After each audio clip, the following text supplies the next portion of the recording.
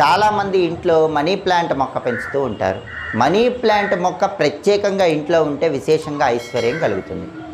ఎప్పుడైనా money plant మొక్క ఇంట్లో అసలు ఎలా పెంచాలంటే, ఇంటి మెయిన్ ఎంట్రన్స్ ఉంటుందిగా, దాని పక్కనే కిటికీ ఉంటుందిగా, ఆ కిటికీలోకి పాకేలాగా మనీ ప్లాంట్ మొక్కను పెంచాలి. అప్పుడు విశేషంగా ఐశ్వర్యం కలుగుతుంది.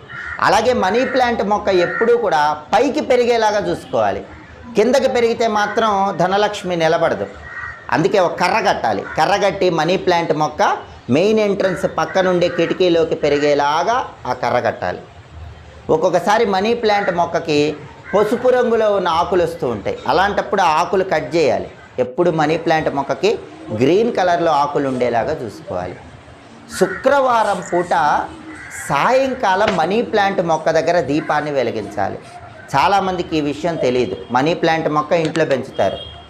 ఇంకా ఆర్థిక ఇబ్బంది